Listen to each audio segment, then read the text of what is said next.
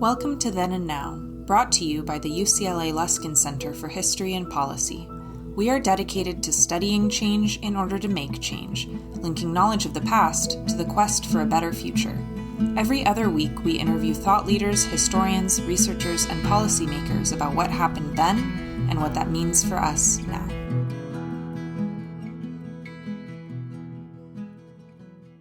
Welcome to Then and Now, sponsored by the Luskin Center for History and Policy at UCLA.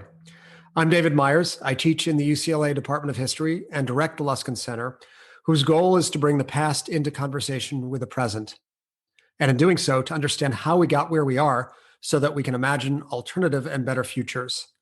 Today, we'll be discussing a new report by the Luskin Center that examines the history of homelessness in Los Angeles. We will be releasing the report in the coming weeks. The reality is known to many.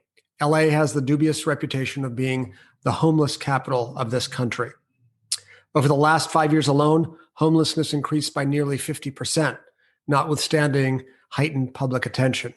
In 2019, the rate grew by an astonishing 14% in the city of Los Angeles to more than 41,000 people and more than 66,000 in the county.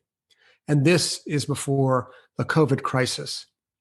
Beyond the number of those on the streets, there are hundreds of thousands of people who live in a state of housing precarity in Los Angeles City and County. Why is this? What are the roots of homelessness in LA? And what do we learn from studying the past? Today is the first of a series of conversations about the new report that we'll be conducting over the course of the year. I'm pleased to have with us today three of the report's authors to discuss their findings. First is Marcus Vestdahl, who is a PhD candidate in the Department of History at UCLA, who studies the social history of property in South Los Angeles. In July 2021, he will take up a position as assistant professor at the Luskin School of Public Affairs at UCLA. Next is Andrew Klein, a doctoral candidate in history at UCLA, who studies urban development and social movements in the 20th century United States. And finally, Fernanda Llanveri, an architect and doctoral candidate in the Department of Urban Planning at UCLA. Her current research is based on Brazil and explores the role of the judiciary in practices of dispossession in that country. Welcome to you three, Mark, Andrew, and Fernanda. So this report that you have been such a key part of offers a long-term perspective on the problem of homelessness. And that long-term perspective pushes to the fore, not surprisingly, two key factors, race and class. So, Mark, let's begin with you. Could you share with us some of the key findings of your work from the first part of the report that was focused on the first half of the 20th century, and especially took up the period of the Great Depression? Yeah, sure. Thank you, David. There was a lot of really interesting findings that Andrew and I, when exploring this kind of long period of history, we thought about it from kind of like the late 19th century through the 1980s into the contemporary moment. And some of the key findings, some of them a bit of a surprise, and I think some of them because we don't always think about houselessness in kind of a long historical perspective. But a major one was just the demography of homelessness, was just so much different. Today, homelessness is undeniably Black, or at least a plurality of the homeless are Black. But in the late 19th and early 20th century, the majority of unhoused people were white, migrant laborers. Also, like what homelessness meant and what it looked like was a lot different. So when we use homelessness in the report for the history in the early 20th century and the late 19th century, some of these people who are being identified as homeless are really just migrant laborers. They might have somewhere to go in some other place in the Midwest or something like that. But while they're out and about, people see them as being homeless. And the maybe a major difference between how we define it between then and now have to do with like homelessness was about not having people watching you, being responsible for your well-being, because there was the New Deal didn't happen yet. We don't have a significant welfare state and a social safety net. So not having people that are responsible for your welfare was a way of being defined as homeless.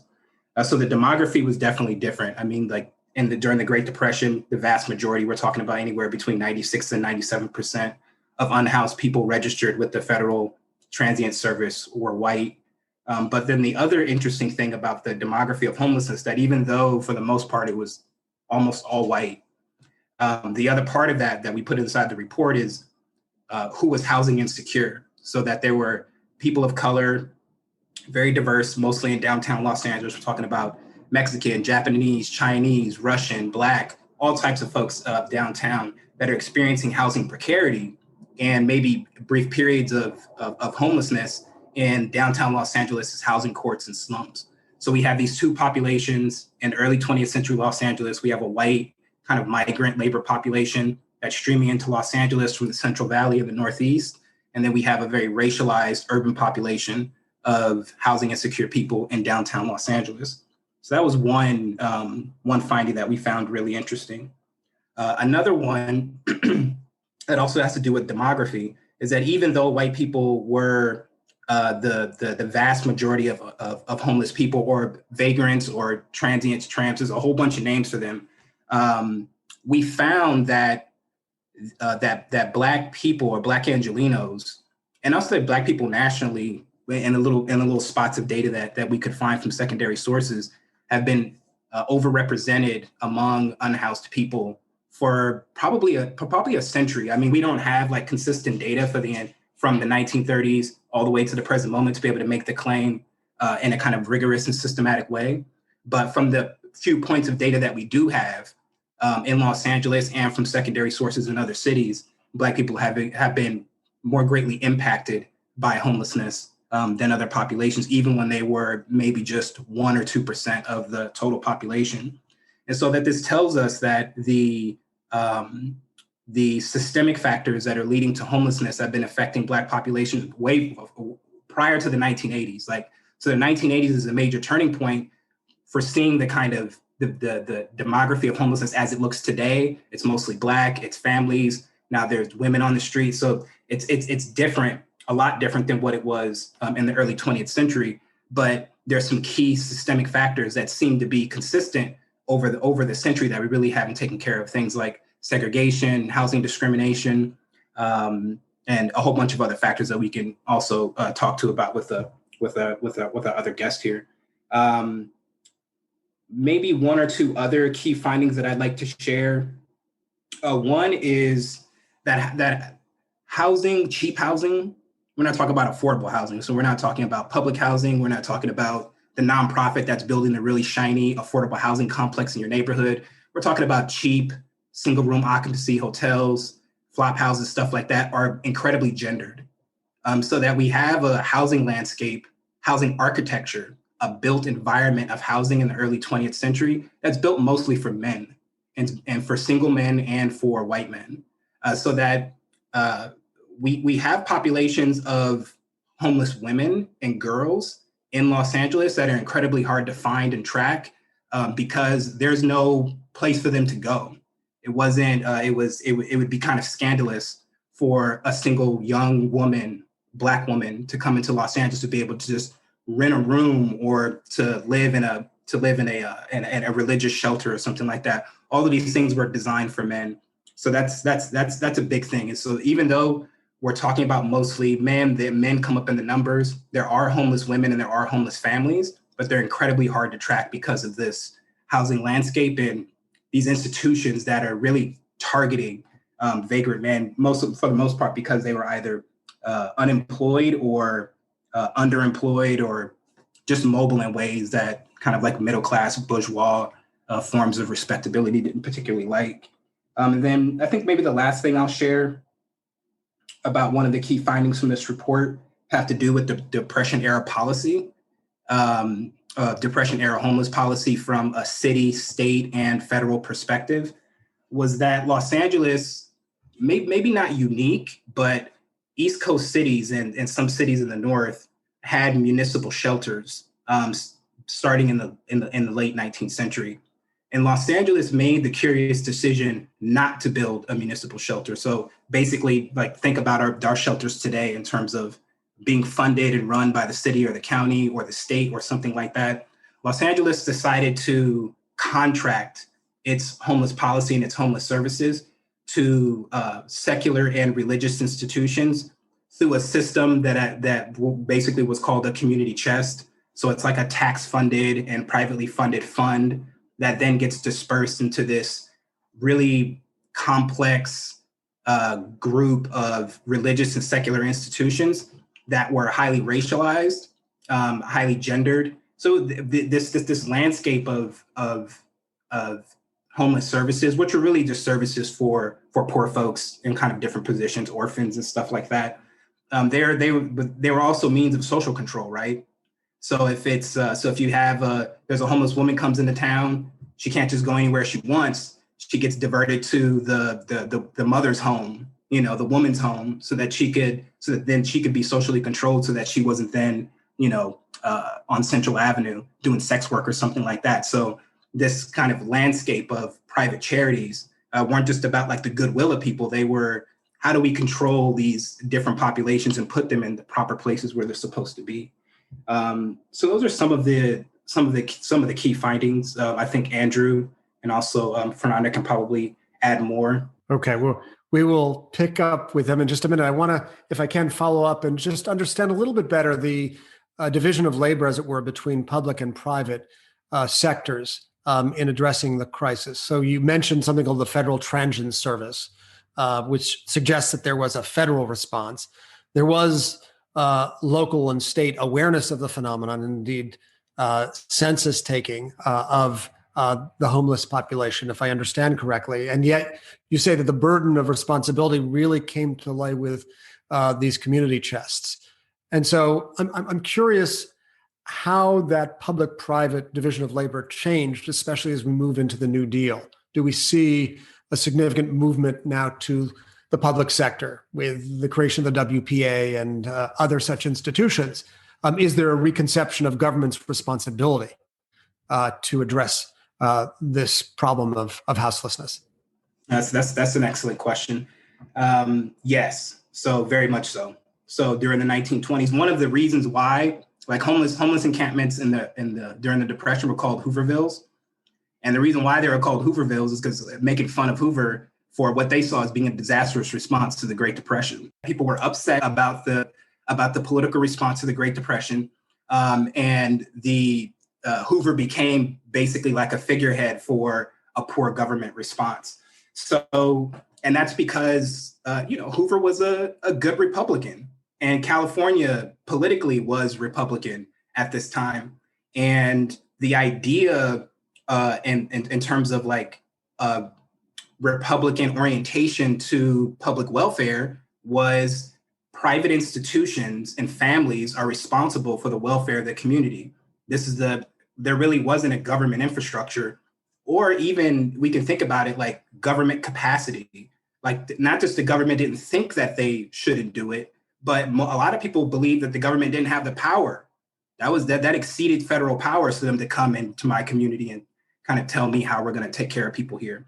So in the early period of the Great Depression, that's what held true, was that these private institutions, these private charities, religious institutions, secular institutions, women's clubs, these are the folks that are going to respond to this crisis of houselessness in the early 20th century. And that's the way it should be, right? But then, and we have this detailed in the report, we're getting around 1931 and 1932, and stuff is starting to hit the fan. Like the Midnight Mission is overcrowded. All the biggest missions in Los Angeles are overcrowded. Everyone's resources are being taxed, and folks are starting to turn to, well, we just need to police people out of the city because we don't have the money. We didn't have the budget allocations to say, oh, we're just going to build this shelter and build all this stuff. It just wasn't there.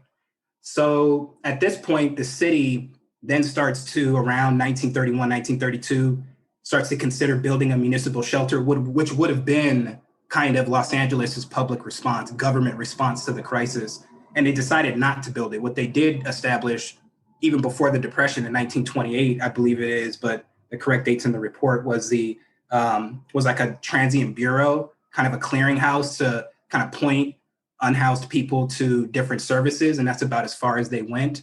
But when when Andrew and I looked into the archives, we wanted to find the voices of unhoused people and what they were demanding. And so what they were demanding was a government response, and not just shelters. They wanted housing rented for them. They wanted the autonomy to be able to establish, if they weren't going to get housing, they wanted a land to be able to establish encampments and temporary and permanent housing. So folks are making demands for the government to respond. And part of what that demand is not just like a formal political demand. You do this, like as with a vote or something like that. But what people were doing, they were migrating. Migration is always a political act. So folks are migrating, they're pissing off local authorities, and they're forcing government officials to respond to their restlessness and their search for survival. And so when we start getting into 1932, then that's when Los Angeles starts to try to form a public response and start seeing that they have a public responsibility. They go through a bunch of silly campaigns. I think they had people, I don't know if Andrew remembers this, but it was like people were selling apples that ended up being like they were giving people like food or something to sell. So it's like keep trying to have this kind of business response to it.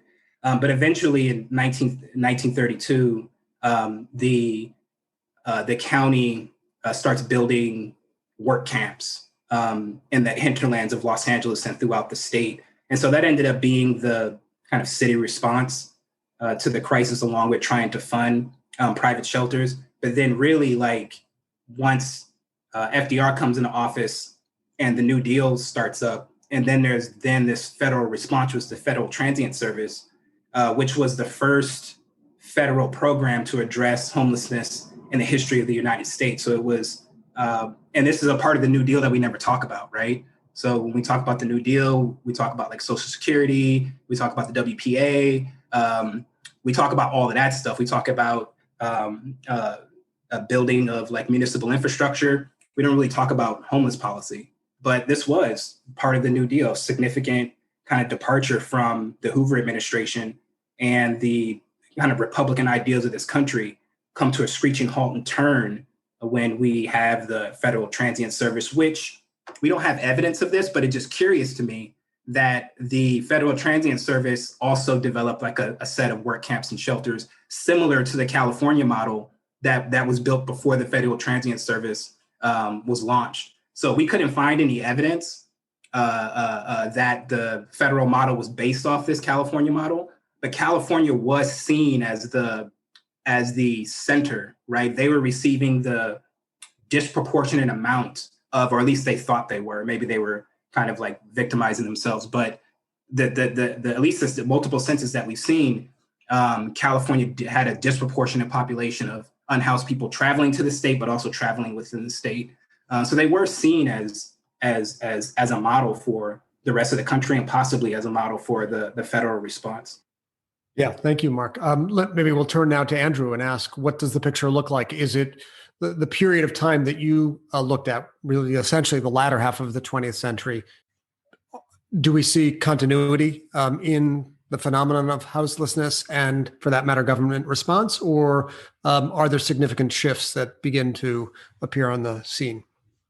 Yeah, that's a really important question. Well, first off, just to echo what Mark has been saying, it's really important to be clear that the category of homelessness itself is a political one. That is, the government has, across history, decided to define who is and who isn't homeless in a certain way, and to demarcate the category of homelessness from the broader category of housing precarity.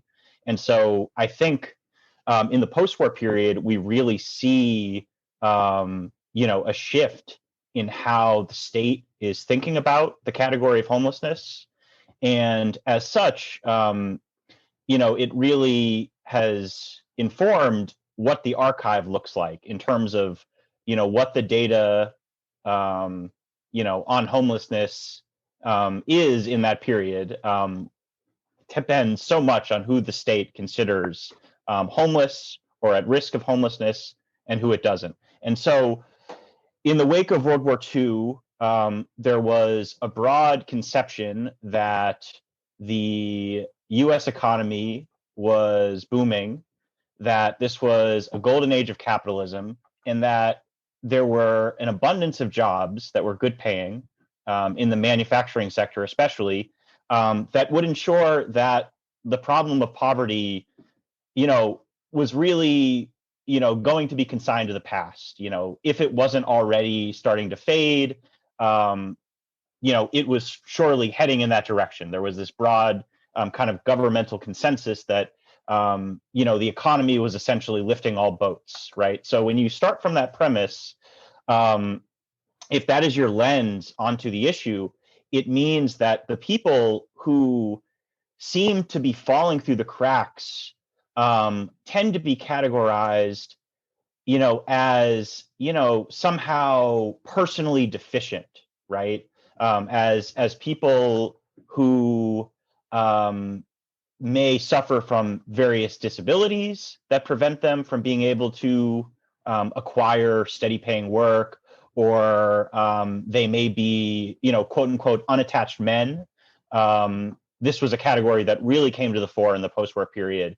This perception that the people who were homeless were, not suffering from, a position within a broader political economic situation, but were, somehow antisocial, or, alcoholic, or, addicted to drugs, things like this. This really became the way of understanding who was and who wasn't homeless in the post-war period. And so, one way that we really can sort of see, this trajectory is to think about the ways that the county approached, certain areas that were associated with homelessness. And so, Skid Row in this period really solidifies its reputation as the epicenter of homelessness throughout the region. And so much of what we know about the phenomenon in this period comes from social scientists and policymakers observing, conditions of life in this area. And so one thing that we, understand from, various state reports is that in this period, homelessness was really understood as a problem of older white men who were seen as alcoholic, who were simply unable for various reasons to enter the booming post-war economy, and didn't have a family support system, and so the state needed to kind of step in by this logic to deal with this population. And the response at the time oscillated between one of punishment, of trying to remove people off the streets and into jails, but it also was often expressed through various policies that were more humane, that sort of recognized that this was a structural problem in some ways, at the same time that there was always this tendency to blame people for their own predicament.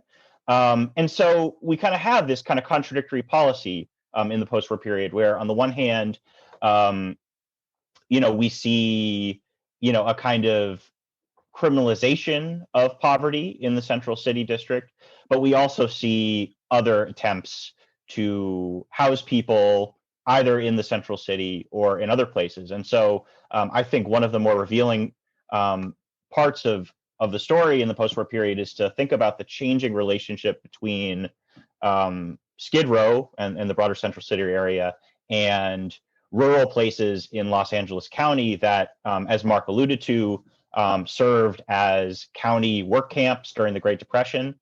But in the post-war period, were converted into, effectively, places to warehouse people who were seen as somehow surplus to the functioning of, the economy. And so, we see a civilian conservation corps relief camp converted in the 1950s to a drug and alcohol rehabilitation center, which by the 1960s is no longer strictly voluntary.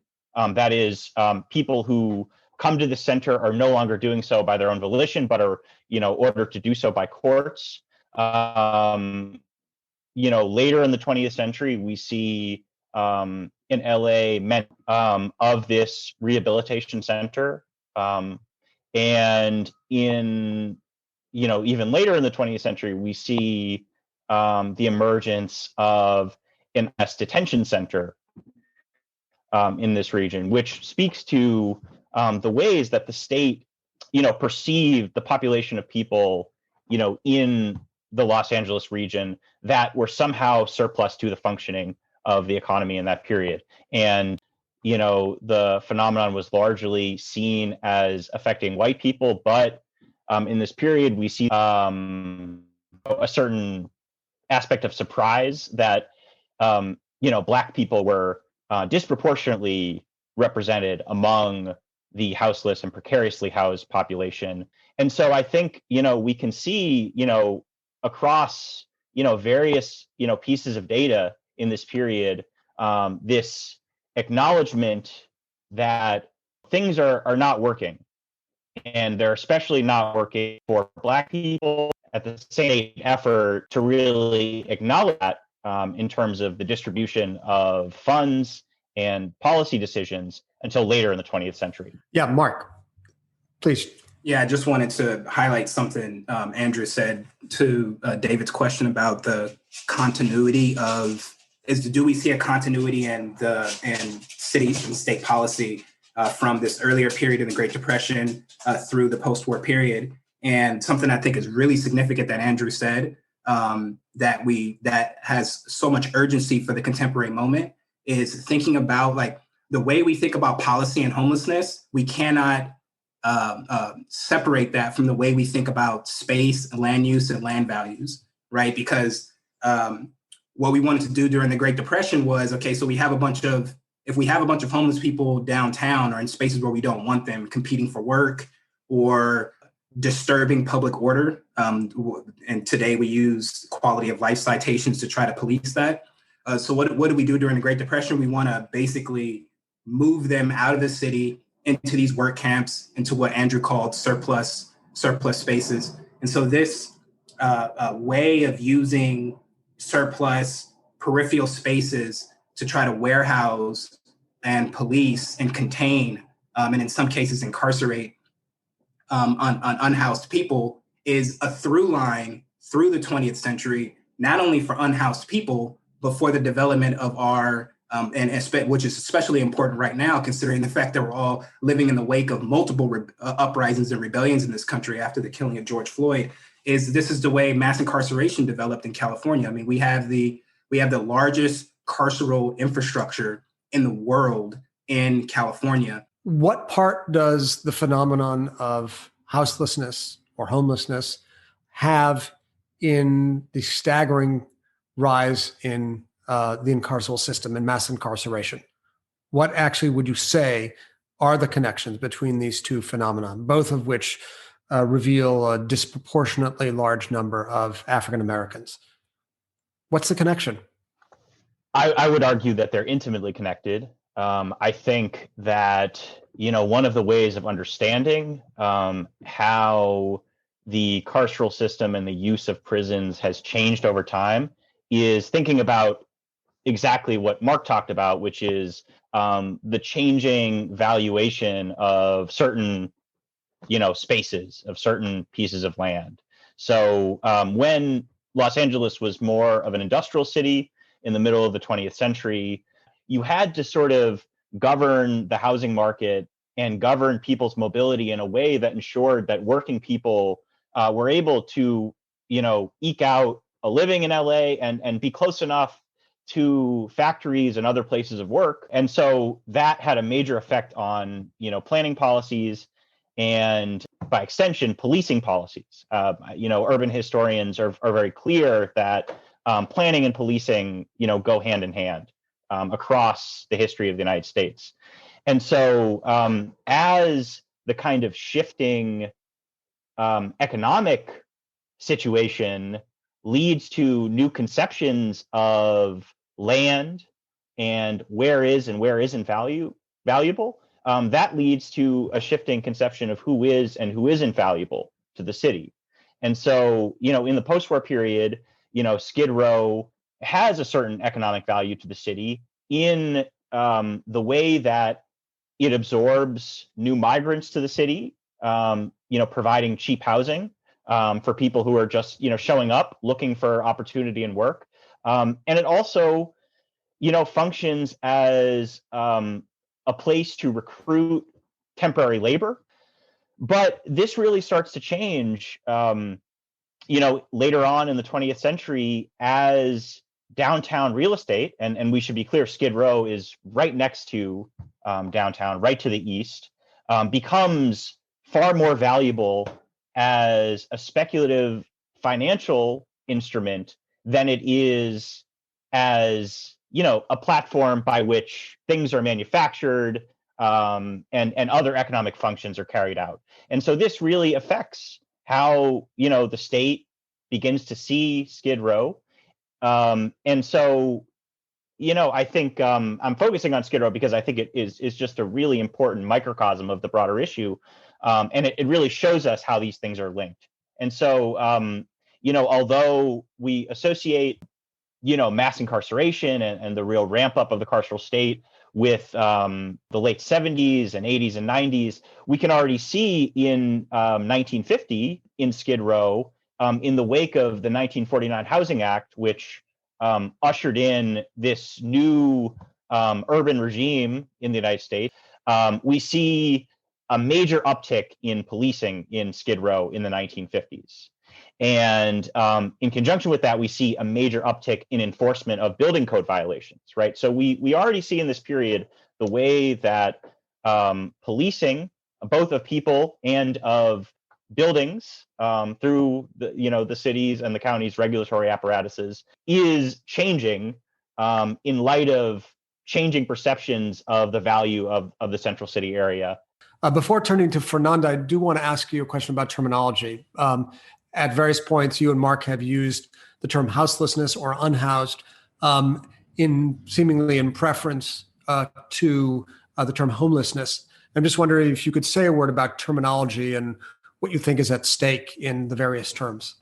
Sure. Well, I'll just say that in recent years, people who are unhoused and people who are involved in movements in defense of the rights of people who are unhoused have questioned the validity and aptness of the term homelessness for the basic reason that the term, is stigmatizing in its implication that although someone may not have the money to afford rent, that should not necessarily imply that they don't have, a conception of home. And so, the idea that people are unhoused, implies that this is not, a condition that is inevitable in any way. It is an act produced by a certain, set of policies and a certain normalization of, conditions of poverty. That said, I recognize that there's not consensus on this issue, and that, as always, these terms are fluid and changing and contested. And so, when we speak about this topic, our language should reflect that kind of, political contestation. Got it.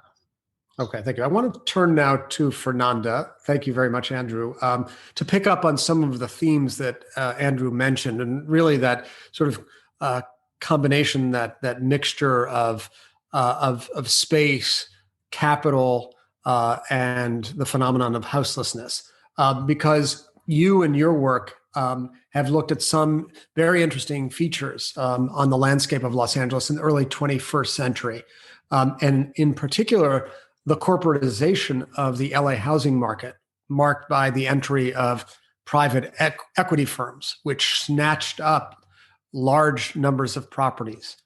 And I'm wondering if you can explain what was going on in this period. What was the interest of private equity in getting involved, and what effects did it have on the landscape? Yeah, of course. So initially, the financialization of the housing sector might not seem to have an explicit connection to houselessness, but in fact, this increasing corporatization of the real estate sector, as you mentioned, has everything to do with it, right?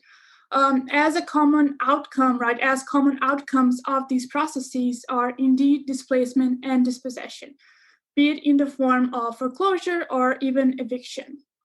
So in fact, the corporatization of the residential real estate sector in the 2000s drove housing prices up considerably, not only in LA, but in many major cities across the US as well. So this expansion of the mortgage markets, right, in this period, and of course the deregulation of the financial sector. And what I'm trying to bring here is that the state, of course, played an important role here too, right, to Mark and Andrew's previous point. So this deregulation allow banks and other financial institutions to issue, for example, mortgage-backed securities that made almost all income levels eligible for a mortgage loan. Many of these loans were usually riskier loans with higher interest rates. And therefore, we can argue that decades of an increasingly deregulated financial sector ultimately culminated in this 2008 or 2009 subprime crisis, which of course worsened housing affordability in LA and in other cities across the country. So many homeowners loaded with these heavy financial burdens, they would owe more than the market value of their homes. And it's also important to highlight that especially after 2008, after 2009, foreclosure became one of the biggest forces behind displacement in the United States.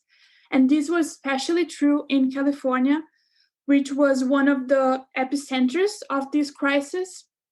So while over 2 million properties were foreclosed in less than 3 years in the US, right, at the very peak of the crisis, in LA, it's estimated that almost 100,000 properties were repossessed in the first years after this crisis. So just for us to have an idea, foreclosure properties made up 43% of the total of home sales in LA County during 2008 and 2009, according to Paul Ong, a professor here at UCLA, and his colleagues. However, I think it's crucial to note that in addition to this impact, right, in addition to the impact that this massive wave of foreclosure obviously had on homeowners in LA, this also drove up housing rents.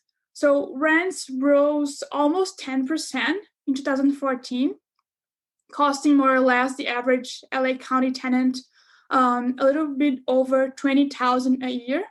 However, if we consider that the median renting household earned less than $40,000 annually, this means that many households were spending nearly half of their income on housing. Of course, then we can say that the foreclosure crisis significantly aggravated, right, the situation of renters in LA. This trend was, of course, exacerbated by the California Alice Act, right, of 1985, which kind of allowed landlords to evict tenants in order to go out of business. And according to a study by the Anti-Eviction Mapping Project, landlords and developers have used this Alice Act to evict tenants in over 25,000 units across the city of LA between 2001 and last year and 2019. I want to say that paradoxically, however, we can also claim that the subprime crisis was responsible for increasing the rental supply in LA, but not in a sustainable way, and I will explain what I mean by that. So foreclosure in the wake of the financial crisis reversed, right, the trend of this growing home ownership in LA, which led to concentrating vacancies or rental conversions in so-called distressed communities across the city. So this this process is in fact part of a new paradigm that is starting to be analyzed by scholars such as Desiree Field from Berkeley. So she and others, they claim that in the last years, we're witnessing a shift in this regime of housing financialization. So if in the first decade, right, of the century, the main so-called raw material, right, to feed these circuits of capital was mortgage and related products, now the raw material is rent.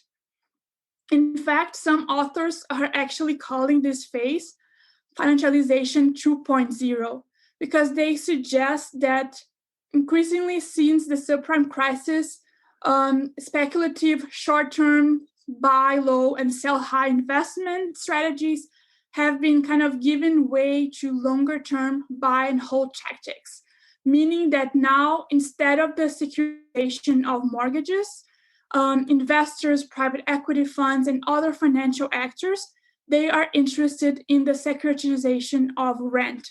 So these firms bought and they continue to buy foreclosed properties, and they are turning them into rental units to build huge housing portfolios. So they are in fact becoming the biggest, right, tenants in LA. In fact, Blackstone and its rental subsidiary known as Invitation Homes. So Blackstone is the largest single-family home landlord, both nationally and statewide. So until 2015, according to a report published by the Tenants Together, the company had in its rental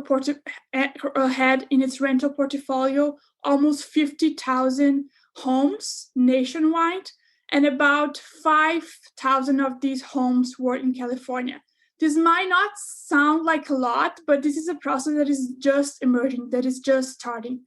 And like Blackstone, there are many other companies, like, for example, Colony Financial and Starwood Wade Point Residential Trust, and they're doing the same.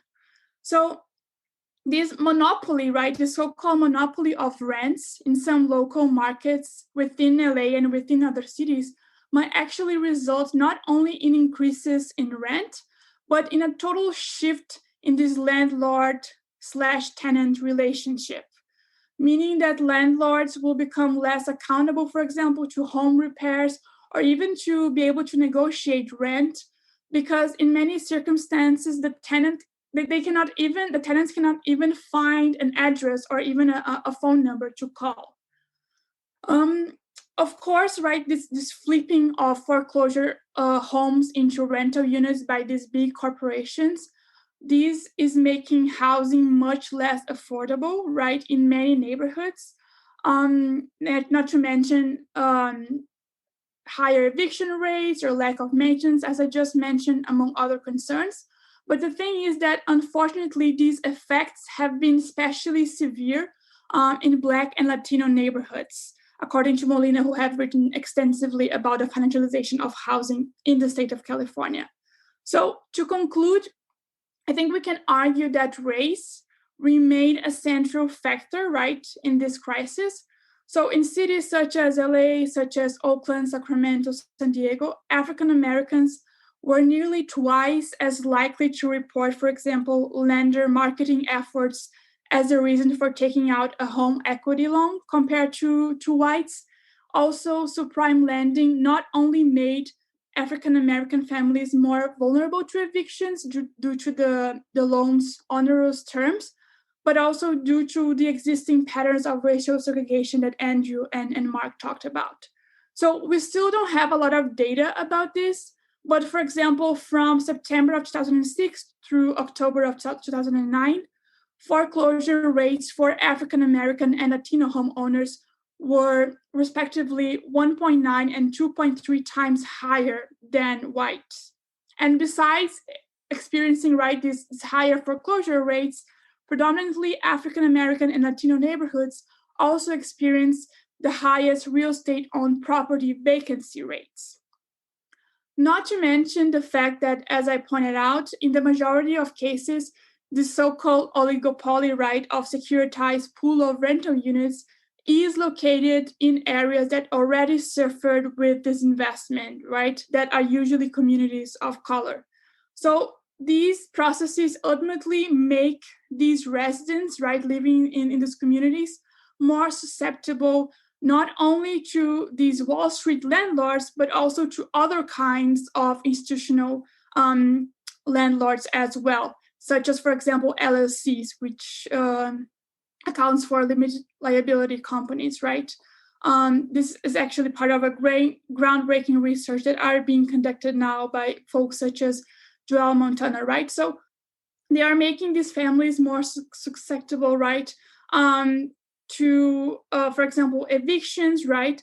And these companies, at the same time, they lack transparency, they have limited accountability, and they are usually only interested in this tenant bidding war of who can pay the highest rent, right? So therefore, everything I mentioned just to say that at the end of the day, these families are also much more susceptible to evictions and eventually to houselessness as well. Okay. At this point, I want to ask Mark to jump in. Yeah, I just wanted to really second what Fernanda was saying in terms of like this shifting regime of rental housing in Black and Latinx neighborhoods and in places like Los Angeles, but also nationally and probably internationally as well in some capacities. So that what we end up seeing, I live in South Los Angeles. I organize with the tenant union in South Los Angeles, and we've been responding to illegal evictions during the shelter in place and the moratoriums. And one major, probably the number one driver of the illegal evictions that we've been seeing have been these LLCs that operate under the heading of transitional housing. And they're not, and when I say transitional housing, this isn't like an official program through the city or the county that, let's say a formerly incarcerated a person's released on probation or something like that, and they go into this transitional housing program. It's nothing like that. It's just called transitional housing. And what's being created here is we have like a level of corporate landlords for what we can call like regular tenancies, right? So this is like, I live in one of these, Tricon American Homes, where I have to pay a huge deposit, I have to do background check, all of that kind of professionalization of landlordism, but it costs an incredible amount of money to be able to get inside of an apartment in South Central that costs $1,500 a month, one bedroom, 500 square feet, cost me like $3,000 to get into it.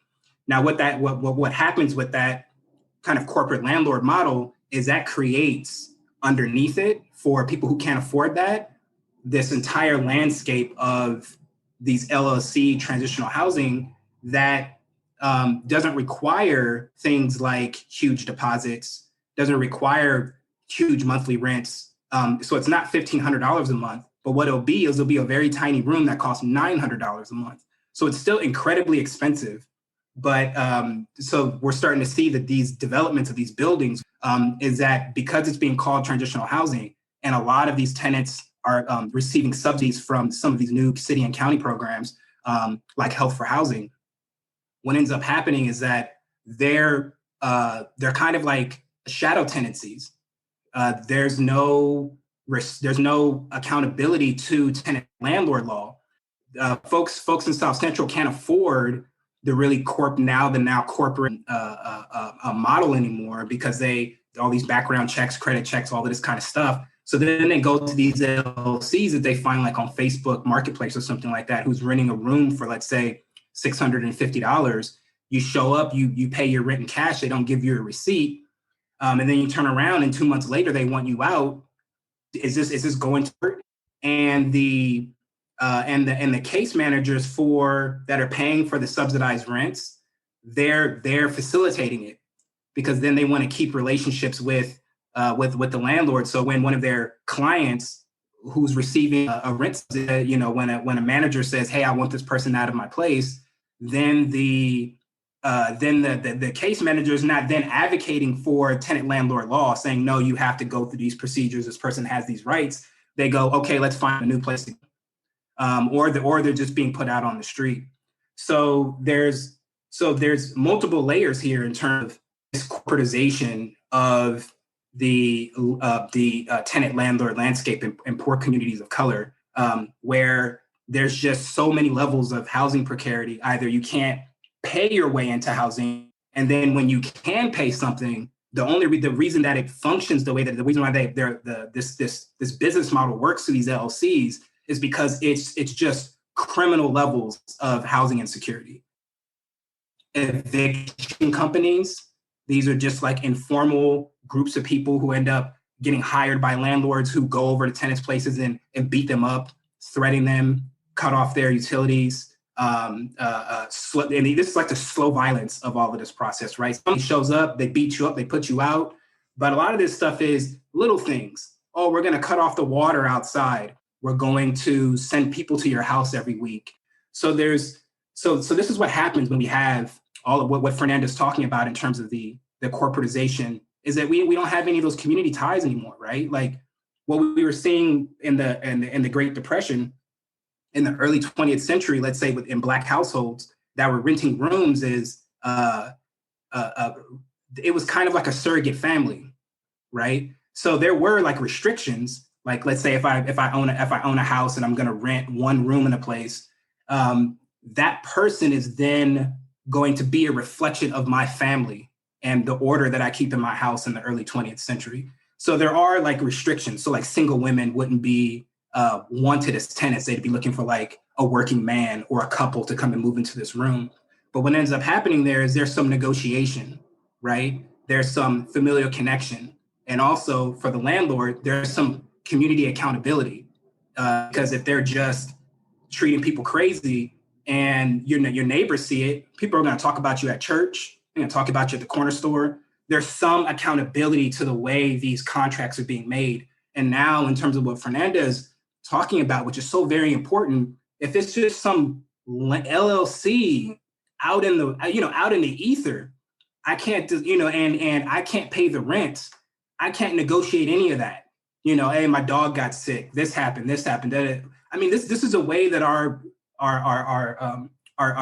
rental economies have been working for centuries, right? And now all of this is breaking down into these very hard and fast rules about having a certain kind of credit score, or having, or this is a good one, being able to pay 30%, or having 3 times the amount of income as your rent. I mean, nobody in LA can pay that. And if you're 5% off, you can't get in this tenancy. So then what ends up happening to these people who can't live up to this? So important about the report that you have produced, which is to say, you show both the deep structural continuities in the phenomenon of houselessness in Los Angeles, but also the new practices and methods that have exacerbated the problem, especially this corporatization of the real estate market that Fernanda spoke about just a minute ago. We are alas coming to the end of our time, and I want to just highlight one of the distinctive features of this report and other Luskin Center reports, which is not just the kind of textured engagement with the past that you have given such a rich example of, but also an eye cast forward. That is to say, a set of guidelines or recommendations that you propose based upon your reading of the past. And so I'd like to ask each of you to give an idea of what you have in mind in terms of addressing this crisis, what the team came up with by way of recommendations based upon this very deep, textured, granular study of the phenomenon. So maybe, Fernanda, we'll begin with you. Yeah, I can start. So I can speak to the land and housing related recommendations that we made. So most of, first of all, we recommended to limit housing precarity by developing, of course, and by advancing renter and tenants protections, right? And landlord regulations, of course, that bolsters tenants' rights, but also that disincentivize long-term vacancy and regulate the financial sector. The financial sector and corporate landlords into the rental market, as we just elaborated on.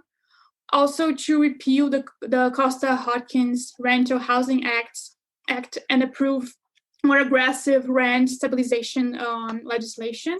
And also to amend or repeal the act it's used to circumvent tenants' rights, right? So, for example, organizations and other coalitions in LA and elsewhere in California, they're already trying to push this forward, right? So organizations, for example, such as Tenants Together or the LA Tenants Union or LA Right to Cancel Coalition. So they have been doing a wonderful work on the ground. Also, we would like to push forward the right to cancel, right, for tenants in eviction proceedings.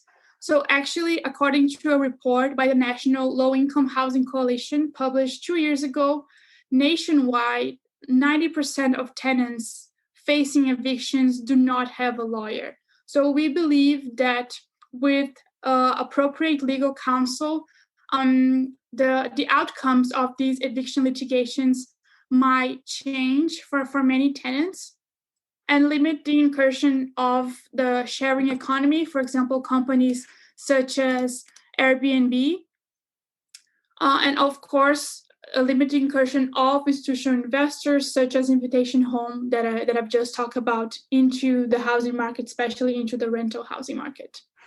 Thank you, Fernanda. Maybe now we'll turn to Andrew. Yeah, so the policy recommendation that I'll focus on is the decriminalization of houselessness. And this is a demand that has come up again and again in the archive of people who are houseless. Their demands have again and again located this issue as absolutely central. And so what I mean by the decriminalization of homelessness, I mean, repealing LA Municipal Code 4118D, which criminalizes, sleeping outdoors. And this was, a policy that was passed in 1968 at this, moment where the city was increasingly interested in redeveloping Skid Row. And so, to speak to the previous question about the relationship between, criminalization and houselessness, I think this issue really is at the nexus of it. And so, in thinking about this history, we see, for example, the LA Union of the Homeless, a self-governed collective of houseless people, writing to the mayor in 1986, saying that the policy of investing hundreds of thousands of dollars in a sprinkler system in Gladys Park and Skid Row, serving the sole purpose of forcing out people who slept in the park in this very brutal, punitive way by raining down water on them, was not only immoral, but misuse of city resources.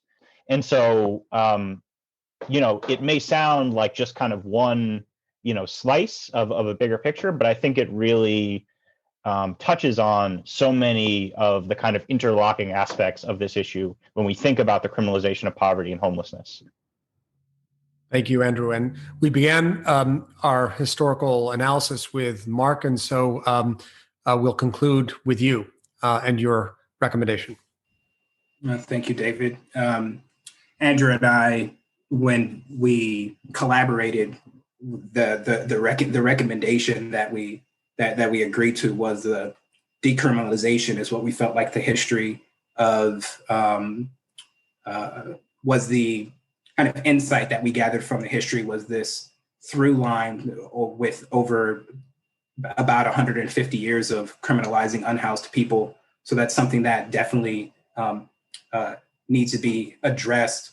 The other thing that I can add outside of criminalization that I think the history of homeless policy in Los Angeles, I think requires us to address is the wonky governing powers that are divided between the city and the county of Los Angeles. So it's really just reimagining that relationship and actually transforming something like the recommendation of the report is to transform the Los Angeles Homeless Services into a super agency with executive leadership that's empowered to cite homeless housing projects and expedite their approval across the country. Some folks, advocates, activists, organizers may not agree with that move in terms of empowering LAHSA to have that power. But really, I think that the essential recommendation in terms of how to think about that is we need to address this historic division between the city and county that's creating a lot of inefficiency, gaps in responsibility, and just the uncoordinated fashion of our housing policy because of this historic division. So it's really just to look at that. So even if we don't agree with that particular move in reference to LAHSA, it's to examine the way that our government has suffered from this inefficiency, and that goes across a whole bunch of other stuff too. It's not just homelessness policy, but we see this confusion. I mean, if anybody's a tenant that's going to be listening to this, how confusing it's been to deal with the coronavirus eviction moratoriums across not only city and county jurisdictions, but then all the other municipalities throughout the Los Angeles County, and then the state, and then the federal, right? So it's so confusing to have all of these different kind of governing institutions when you're just a tenant or an unhoused person trying to figure out like where to get help, whose jurisdiction is this, who's responsible for that, getting sent to this agency and into that one. It's just this huge runaround and complex of nonprofits, different government agencies, some from the city, some from the county, and it's just completely inefficient and it's not working. In conversation, this is really, really important. This isn't just about a bunch of administrators getting together and deciding to reformat the way that it works, but to get with unhoused people, get with their advocates, and understand the way that they need these services, the way that they want them administered or not, where they want these services administered, where they want their housing to be. If we don't have a reimagination of government's relationship to providing people's human right to housing that respects the demands and the autonomy of unhoused people, the policies aren't going to work. And we've seen that throughout the history. You can create shelters, you can do all of this stuff and spend all of this money, but if it's not being created in collaboration with the folks that are going to use it, then the services are going to fail. You know, this isn't just like any kind of like commodity or service, but this is home. And if people aren't invested in that end product, however we end up developing it, then it's not going to work. And I think that that's really key here. This isn't just a unit of housing or a shelter bed. Like, we're producing people's homes. And so this is a cultural and social unit, and people have to be involved in that. They have to be represented in that process. And this is what we want to reimagine. So on that very compelling note, I want to thank all three of you, Mark, Andrew, and Fernanda, for joining us on Then and Now. It's been a very illuminating time. And I also want to thank our listeners out there. Let us know your thoughts about this or other episodes of Then and Now by emailing us at luskin.history.ucla.edu, Luskin, Luskin, center@history.ucla.edu. To be the first to read this report, you can sign up to receive our emails on our website. Special thanks to our executive producer, Maya Ferdman. Until next time, wishing you a good and safe day. Bye-bye. Thank you for joining us this week on Then and Now. Then and Now is brought to you by the UCLA Luskin Center for History and Policy, where we study change to make change. For more on our work, follow us on Twitter and Facebook at our handle, @LuskinHistory. Our show is produced by Maya Ferdman and David Myers, with original music by Daniel Reichman.